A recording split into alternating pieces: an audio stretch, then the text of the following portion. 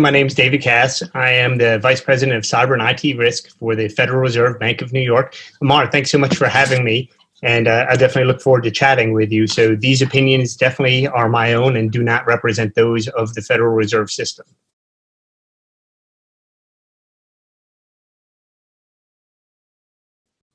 Yeah, it's definitely a great time to be discussing this. I mean, especially it's such a trying time right now with everybody, almost everyone being on work from home from that point of view. So really, the first thing is, this is an opportune time for the attackers. So things like phishing, you see more and more of those attacks on the increase from that point of view.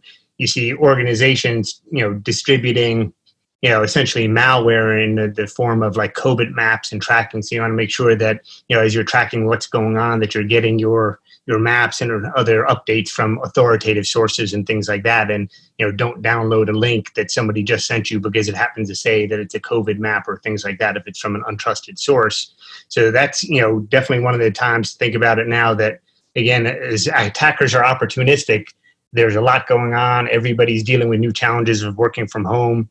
School is probably out. So having to balance your work life all in the same area, it makes people very susceptible to, social engineering and phishing. So you definitely want to be cognizant of that. If your organization has a work from home policy or remote work policy, you want to make sure that you're following that and adhering to those requirements. And hopefully part of those requirements are, mandatory use of the corporation's VPN, from that aspect of it.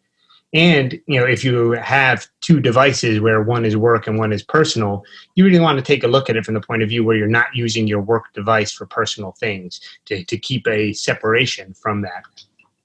And as, individuals are working from home, we all or more and more people have automated assistants at home. It could be things like Google, Alexa, or Siri, but these devices are always listening. So you might want to think about, do you really want that in proximity to your home office or your remote working environment? You probably don't want devices like that listening to all of your work calls. So things to think about is, you may want to move them, turn them off, or disable the listening mode from that perspective. So you really need to start thinking about that, especially if you're dealing with things that could be considered sensitive information. And then in general, when you look at it, if you have a clean desk policy at work, you want to have a similar expectation in your home where you're not printing up unnecessary documents. If you're permitted to print documents, you want to make sure that you're disposing of them properly and just not throwing them in a bin. You want to make sure that you're getting shredded in a crosscut shredder, or maybe you're setting those aside and locking them up to be brought back into the office when it's time so they can be destroyed in an appropriate manner. And other things to start thinking about is, you want to make sure, we all want to get work done and we all look for efficient ways to do it. But you want to make sure that you're using only work-approved applications on your work devices. David, thank you. Now, it's interesting you brought up the Alexa, the HomePod. This is especially true for those who have not worked remotely or from home. I think that's a very important message we want to share with people. There are different threat vectors and threat actors, including the always-on video cameras that people may have, and the smart speakers. I mean, there's just so much going on with home automation that's done out of convenience, and people get used to that convenience, and you forget it's there. Until all of a sudden you realize, oh, this might have been listening, or something like that.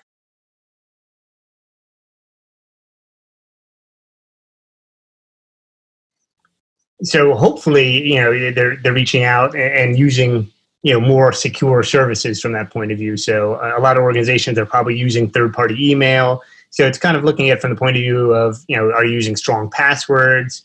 Are you changing your password? If you're a home office, are you not leaving your password, readily available for everyone else to see? Because as you mentioned that, a lot of times now, more than ever with the remote work, not only are we checking in on people just to catch up, every now and again, it's always good to, check in and see how somebody's doing and place it, and see from a FaceTime point of view or a video point of view.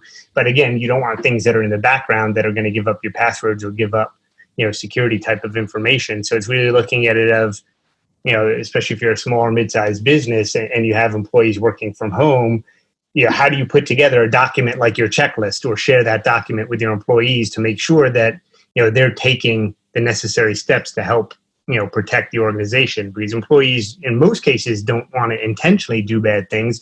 It happens by accident. So a lot of organizations all of a sudden were forced to have remote workers where they've never done that before, and everybody was sent home so quickly.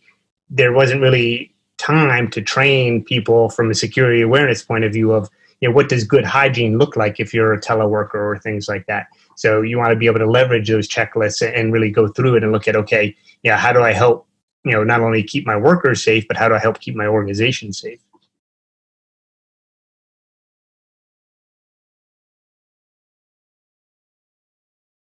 So I think part of it is looking at, hopefully as these organizations now have been put in a position where they're sending workers home or teleworking, is now looking at, okay, how do you put your governance around it and what are your policy around it to make sure that, not only do you understand the regulatory environment, but what are the expectations in terms of like remote monitoring, recording, things like that, that may or may not need to be done based on that person's industry.